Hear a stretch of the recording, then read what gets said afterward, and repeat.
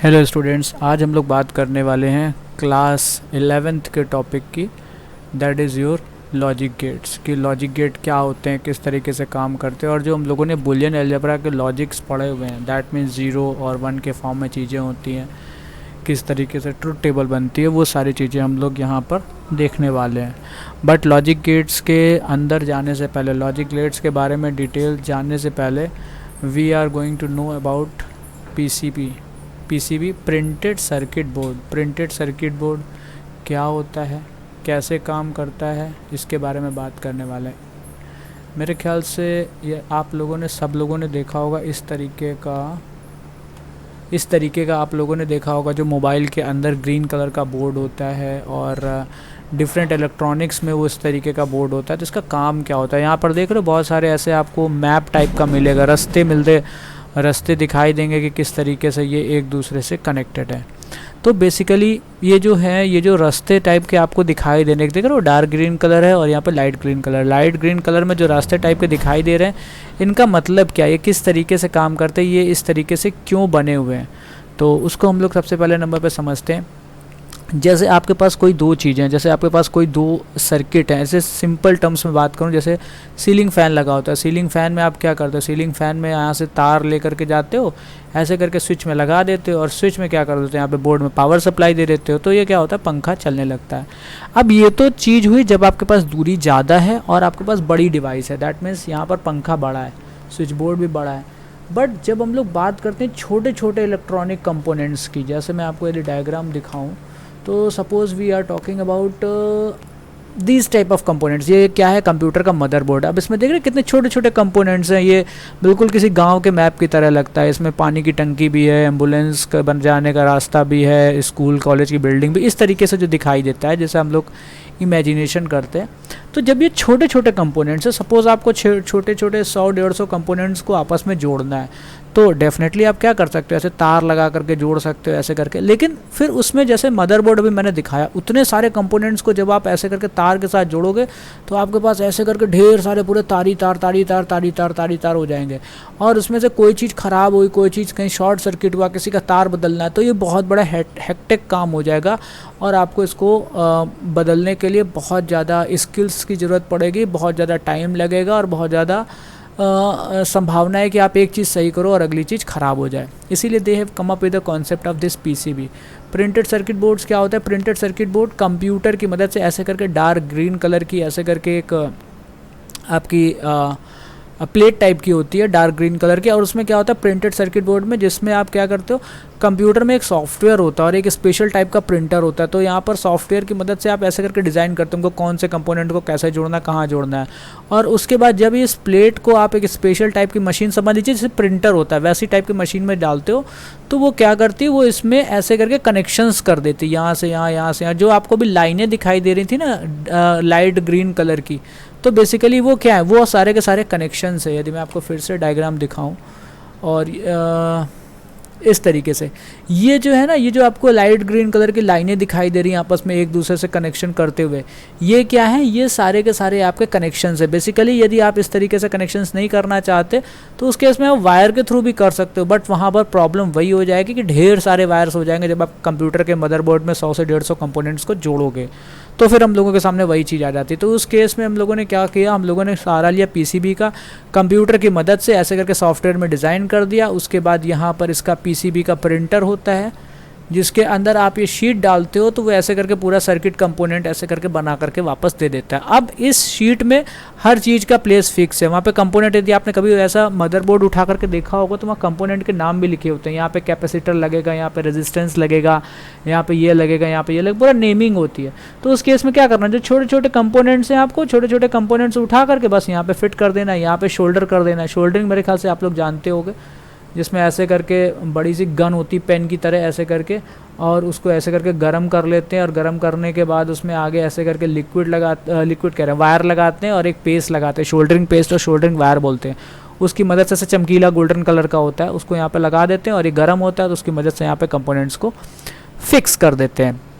अब ये जो कंपोनेंट्स की बात कर रहे हैं, जैसे आपके जो कंपोनेंट्स अभी आपके पीसीबी में दिखाई दे रहे थे, इन कंपोनेंट्स के अंदर किस तरीके से लॉजिक इम्प्लीमेंट होता है, किस तरीके से 0 और 1 का सारा खेल होता है, तो वहाँ पर जो आपका यूज़ होता है, वहाँ पर जो सर्किट यूज़ होता है, वहाँ पर जो चीज़ें यूज़ होती हैं, वो आपके क्या कहलाते हैं, वो छोटे छोटे जो सर्किट्स होते हैं, मतलब जो इनिशियल लेवल के सर्किट्स होते हैं छोटे छोटे, तो वहाँ पर जो यूज़ होते हैं सर्किट्स, उनको बोलते हैं गेट, GATE, गेट। अब इसमें से जो हम लोगों को पढ़ने 3 बेसिक गेट्स पढ़ने, बेसिकली यहाँ पर हम पूरा मैप बना रहे हैं कि हम लोग को क्या पढ़ना है, कैसे पढ़ना है। 3 बेसिक गेट पढ़ने, एक है आपका एंड, अगला बेसिक गेट है और अगला बेसिक गेट है नॉट, ऐसे करके 3 बेसिक गेट पढ़ने हैं। और उसके बाद इन्हीं 3 गेट्स के कॉम्बिनेशन से जो डिराइव होकर के गेट बने, जो डिराइव्ड गेट हैं, डिराइव्ड गेट बोल सकते हैं, कौन कौन से हैं, वो है नॉर और नैंड। अब यहाँ पर अभी आपको ये बड़े बड़े नेम्स काफ़ी डेंजरस लग रहे होंगे क्या है, लेकिन जैसे हम लोग इसका डिस्कशन करेंगे आगे, things will be easy for you, ठीक है। और उसके आगे फिर हम लोग पढ़ेंगे एक्सक्लूसिव गेट्स। एक्सक्लूसिव गेट्स में आपके आते हैं, जो आपके सिलेबस में है, वो है एक्सॉर और एक्सनॉर, ये 3 गेट्स हैं। और उसके बाद फिर हम लोग पढ़ेंगे कि जो आपके डिराइव्ड गेट है, इन्हीं को क्या बोलते हैं, इन्हीं को बोलते हैं यूनिवर्सल गेट। यूनिवर्सल गेट से कैसे आप बेसिक गेट्स को डिराइव करते हो, उसके बारे में हम लोग पढ़ेंगे। तो सबसे पहले हम लोग बेसिक गेट से स्टार्ट कर लेते हैं। बेसिक गेट में आपका सबसे पहला गेट जो लिखा हुआ है एंड। अब देखिए इसमें आपको क्या क्या पढ़ना है, क्या क्या एग्जाम पॉइंट ऑफ व्यू से इंपॉर्टेंट है, ये आपको ध्यान रखना पड़ेगा। इसमें जब भी हम लोग गेट की बात करते हैं तो सबसे पहले नंबर पे 2 चीज़ें हैं। एक है उसका सर्किट डायग्राम, जैसे कि इस गेट के सर्किट डायग्राम की बात करें तो जो एंड है उसका सर्किट डायग्राम कुछ ऐसे बनता है, ऐसे करके स्ट्रेट लाइंस लगा दिया और इसको ऐसे करके रिप्रेजेंट करते हैं। ये दोनों लाइंस ऐसे करके पैरेलल जाएंगी, पैरेलल जाने के बाद ये लाइन ऐसे करके मिल जाएगी, ठीक है। अब इसमें क्या होगा, 2 इनपुट होंगे, A, B और यहाँ पे X। अब ध्यान रखने वाली बात ये है कि जब भी आप कोई भी गेट बनाएं तो शुरू से ही हैबिट डाल के चलें कि उसके अंदर आप गेट का नाम लिख देंगे। इससे क्या होगा, सपोज आप एग्जाम में लास्ट मोमेंट में गेट बना रहे हो और आपका गेट कुछ ऐसा बना, ना तो वो एंड ना तो वो और है, तो एग्जामिनर उस केस में आपको मार्क्स देने की कंडीशन में नहीं होगा। मगर यदि आपने उसकी जगह पर अंदर नाम लिख दिया तो थोड़ा बहुत ऊपर नीचे हो गया डायग्राम जल्दीबाजी में, तो भी एग्जामिनर आपको उसमें मार्क्स दे देगा। तो सबसे पहले नंबर पे इसकी बात हो गई, ये इसका रिप्रेजेंटेशन हो गया। जब भी आपको एंड को रिप्रेजेंट करना है सर्किट में तो आप ऐसे करके रिप्रेजेंट करोगे। दूसरी चीज़ होती है ट्रुथ टेबल। ट्रुथ टेबल के बारे में यदि आपने नहीं पढ़ा है तो ट्रुथ टेबल के बारे में बता दूं। ट्रुथ टेबल के अंदर हम लोग जो भी इनपुट्स होते हैं, जो भी आउटपुट होते हैं, उसकी सारी पॉसिबल वैल्यूज़ को यहाँ पे नोट डाउन करते हैं।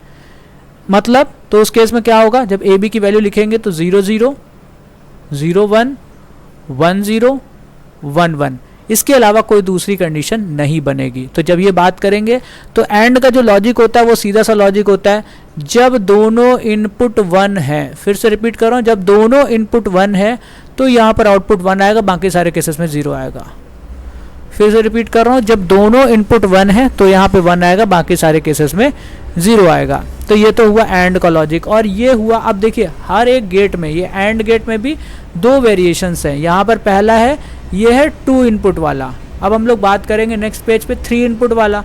जब 3 इनपुट का एंड गेट होगा तो क्या होगा, ऐसे करके 3 इनपुट जाएंगे, A B C, इस तरीके से बना लिया और इसको ऐसे करके लाइंस पैरेलल ले गए और इस तरीके से इसको ऐसे करके ज्वाइन कर दिया।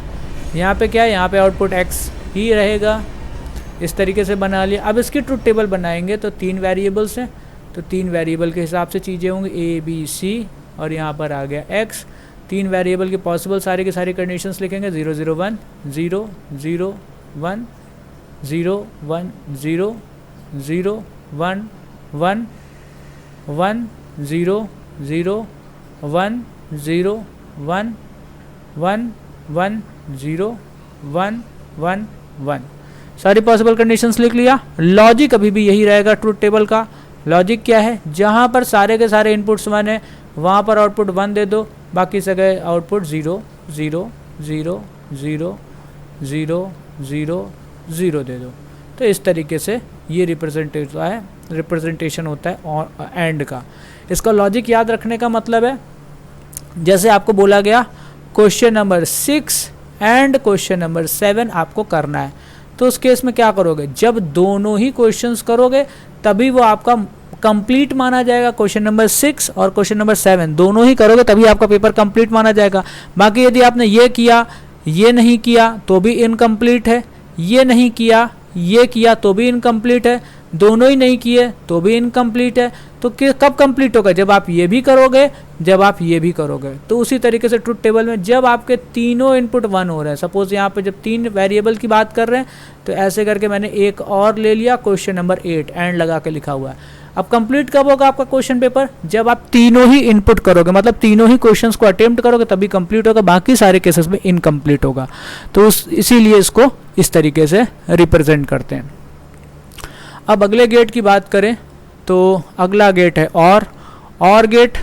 इसको रिप्रेजेंट करने का तरीका इस तरीके से, यहाँ पे ए है यहाँ पे बी है। अब यहाँ पर और गेट में कोई भी लाइन सीधी नहीं होने वाली, सब की सब कर्व्ड लाइन रहेंगी, हल्की सी मुड़ी हुई रहेंगी। ये इस तरीके से ये और गेट बन गया। यहाँ पे आउटपुट x आ गया, यहाँ पे और आ गया। ट्रुथ टेबल की बात करें तो a b एंड x तो आ गया 0 0 0 1 1 0 1 1। और गेट में सिर्फ एक कंडीशन होगी ये 0 वाली, बाकी सारी की सारी 1 1 होंगी। अब इसको लॉजिक जो भी मैंने ट्रिक दी थी उसको समझिए। क्वेश्चन नंबर 7 और क्वेश्चन नंबर 8। अब इस केस में क्या होगा, आपने ये वाला क्वेश्चन किया ये वाला क्वेश्चन किया तो भी ठीक है, ये वाला किया ये नहीं किया तो भी आपका पेपर कंप्लीट है, ये नहीं किया ये वाला किया तो भी पेपर कंप्लीट है। पेपर इनकम्प्लीट कब होगा, जब आप दोनों ही ना करो। तो इसीलिए जब दोनों जगह यहाँ भी दोनों जगह 0 तभी आपका आउटपुट 0 आ रहा है।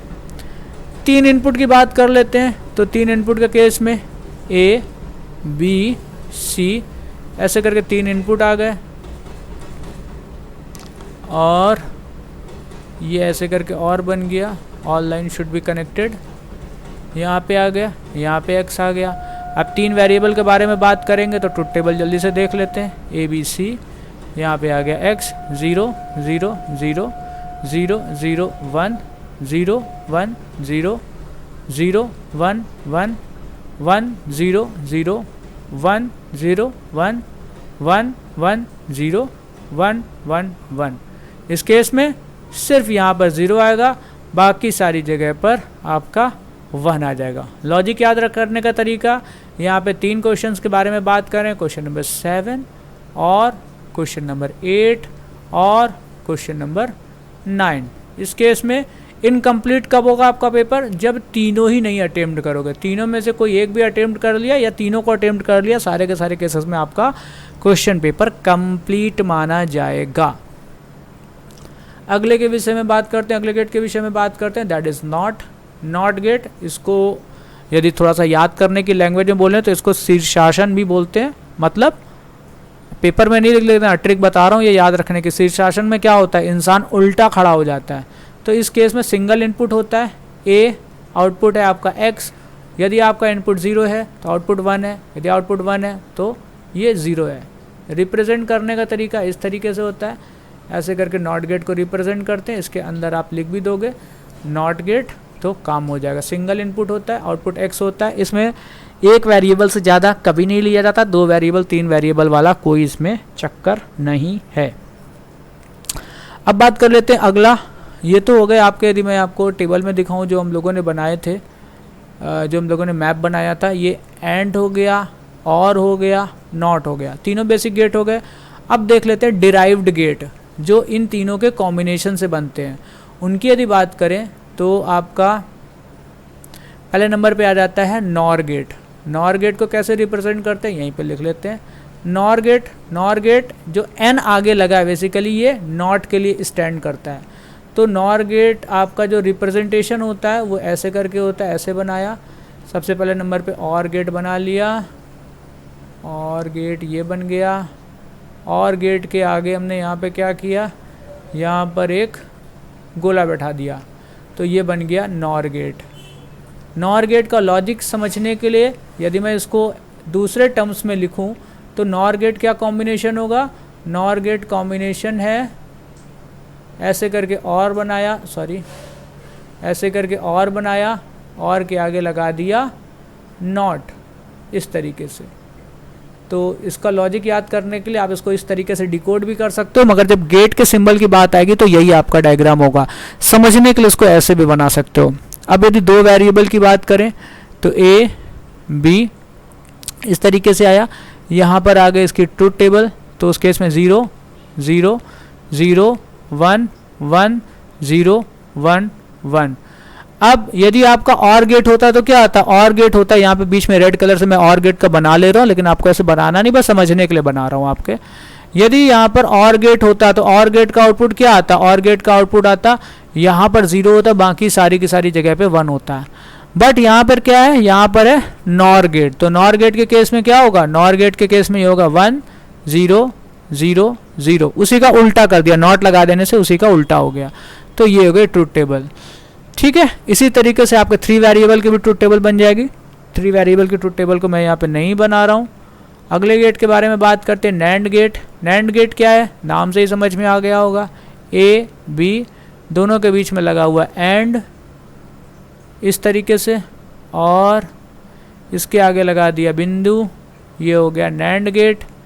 समझने के लिए, लॉजिक याद रखने के लिए, ट्रूथ टेबल बनाने के लिए, ये ए है, ये बी है, इस तरीके से इसको लगाया, ये बन गया एंड गेट, और इसके आगे मैंने लगा दिया एक नॉट गेट, तो इस तरीके से ये बन गया एंड प्लस नॉट का कॉम्बिनेशन बन गया। अब इसका आपको क्या निकालना है, ट्रूथ टेबल बनाने 2 वेरिएबल्स की, तो 0 0 0 1 1 0 1 1, और यहाँ पे क्या आ गया, यहाँ पे आ गया x। तो x से पहले हम लोग क्या करते हैं, एंड का जो आउटकम होता है वो लिख लेते हैं 0 0 0 1, जो x है वो उसका उल्टा है, तो यहाँ पे क्या हो जाएगा 1 1 1 0। इस तरीके से ये आपका नैंड गेट बन जाता है। इसका रिप्रेजेंटेशन इस तरीके से होता है, ट्रूथ टेबल आपकी इस तरीके से बनती है। अब आगे के जो बने दोनों गेट बचे हुए, exclusive gate XOR and XNOR, उनको भी देख लेते हैं जल्दी से, उनके केस में क्या होता है। अब यहाँ पे जब बात कर रहे हैं XOR की, तो XOR गेट के केस में क्या होता है, सीधी सी बात है, याद रखना खपच्ची लगाने का कॉन्सेप्ट, याद रखने के लिए बता रहा हूँ, एग्जाम में कोई ऐसे मत लिख के आ जाना वरना मार्क्स चले जाएंगे। और है, और के आगे क्या लगा, X लगा हुआ है, तो सबसे पहले नंबर पे सिंपल तरीके से हमने क्या किया, और गेट बना लिया। बस ये ध्यान रखा कि इसकी जो लाइंस हैं वो और को छूने ना पाए, और से थोड़ी दूरी बना करके इसको रोक दिया, ये बना दिया और गेट। ठीक, अब इसमें क्या करना, इसके पीछे एक ऐसे करके खपच्ची लगा देना है, तो ये क्या बन गया, ये बन गया XOR गेट। ठीक है, ये बन गया XOR गेट, या इसको एक्सक्लूसिव OR गेट भी कहते हैं। अब ध्यान रखने वाली बात है, बहुत सी किताबों में आपको इस तरीके से मिलेगा, यहाँ पे A, यहाँ पे B, यहाँ से इन्होंने क्या किया, और को ऐसे चिपका करके बना दिया, और उसके बाद यहाँ पे क्या किया, जो खपच्ची लगाई वो यहाँ पे लगाई। मतलब ये जो इनपुट वाली लाइन है ये आपकी खपच्ची के पार जा रही है, ये रिप्रेजेंटेशन आपका गलत है। किसी भी व्यक्ति से आप पूछोगे जिसको इलेक्ट्रॉनिक्स की नॉलेज है, ये रिप्रेजेंटेशन आपका गलत है। पूछो क्यों, उसको मैं बता भी देता हूँ। इतना पार्ट जितना मैं बना रहा हूँ, इतना पार्ट आपका क्या है, इतना पार्ट आपका XOR है, इतना पार्ट आपका XOR। ये थोड़ी सी पूंछ इसकी इरेज भी कर दूं यहाँ से, ठीक है। इतना पार्ट आपका XOR है। जब भी आप डायग्राम बनाओगे, कोई भी सर्किट डायग्राम बनाते हो, कोई भी रिप्रेजेंटेशन वाला डायग्राम बनाते हो, तो इनपुट और आउटपुट जो होता है वो उसके बाउंड्री वॉल से लग करके बनाया जाता है। ये देख रहे हो, ये बाउंड्री है। ये ऐसा नहीं होगा कि ये बाउंड्री के अंदर इनपुट चला जाए। यदि बाउंड्री के अंदर आपकी लाइनें जा रही हैं, that means it is wrong, that you need to take care of. Simple सा एग्जाम्पल, जैसे आप अपने स्कूल प्रेमिसेस का ऐसे करके डायग्राम बनाते हो, तो उस केस में जैसे यहाँ पर गेट है, तो गेट में ऐसे करके एरो यहीं पर इसकी बाउंड्री लाइन पे छुआ देते हो इस तरीके से, और यहाँ पे क्या लिख देते हो, एंट्री। क्या आप ऐसा करते हो कि एरो एंट्री वाला यहाँ से जाए ऐसे घूम करके जलेबी की तरह पूरे ब्लॉक डायग्राम के अंदर घूमे, तो ये ब्लॉक डायग्राम किस बात का रह गया। तो ये रिप्रेजेंटेशन रॉन्ग हो जाता है। तो उस केस में आपको ध्यान ये रखना है ये डायग्राम आपका सही है, ये डायग्राम आपका गलत है। तो किसी किताब में आपको इस तरीके का डायग्राम मिलता है तो हो सकता है कि उनकी उस समय प्रिंट करते समय कोई मजबूरी हो, उनके कंप्यूटर्स में वो सिम्बल्स ना रहे हो तो उन्होंने ऐसे करके काम चला लिया हो, लेकिन ये गलत है। आपको इस तरीके से नहीं बनाना, आपको ऐसे करके बनाना। अब इसकी ट्रुथ टेबल की बात करें तो इसके ट्रुथ टेबल में मज़ेदार लॉजिक है, थोड़ा नए तरीके का लॉजिक है। यदि आप पुराने लॉजिक्स को यूज़ करते हुए बोर हो चुके हैं तो यहाँ पे इनपुट डाल देते हैं 0 0 0 1 1 0 1 1। अब इसमें क्या है, जब हम लोग बात कर रहे हैं एक्सॉर की तो ऑड नंबर ऑफ वंस पे क्या आएगा, 1 आएगा। ऑड नंबर ऑफ वंस कहाँ पर है, ऑड नंबर ऑफ 1 यहाँ पर है, यहाँ पर है, बाकी यहाँ पे क्या आएगा, 0 आएगा। तो इसमें जो ट्रुथ टेबल बनती है उसका जो लॉजिक है वो है ऑड नंबर ऑफ वंस पे क्या आना है, जहाँ पे ऑड नंबर ऑफ 1 है वहाँ पर 1 आउटपुट आपका आना है। ठीक है, तो ये चीज़ ध्यान रखना। अब इसी तरीके से दूसरे खपच्ची वाले गेट की एक्सक्लूसिव गेट की बात करें तो this is your XNOR. XNOR कैसे बनता है, नॉर गेट जैसे बनाते हैं वैसे करके अपन लोग बनाएंगे। नॉर गेट क्या होता है, और के आगे नॉट लगा हुआ होता है, ये होता है आपका नॉर गेट। ठीक है, अब क्या करना है, अपने को इसमें पीछे खपच्ची लगानी एक्सनॉर बनाने के लिए। तो ये आया, यहाँ पे ऐसे करके लग गया और ये इसके पीछे खपच्ची लग गई और ये एक्सनॉर ऐसे करके रिप्रेजेंटेशन होगा, ये हो गया एक्सनॉर। ठीक है, इनपुट हो गया A B और X। अब ये जो मैं एक्सनॉर एक्सॉर बता रहा हूँ इन सब में 3 वेरिएबल एग्जिस्ट करते, 3 वेरिएबल्स का इनपुट एग्जिस्ट करता है। तो आप एक बार 3 वेरिएबल्स की ट्रुथ टेबल बना के देख लीजिएगा, लॉजिक आपका वही रहता है A B और यहाँ पे आ गया X। इसकी पॉसिबल कंडीशंस लिख लेते हैं 0 0 0 1 1 0 1 1।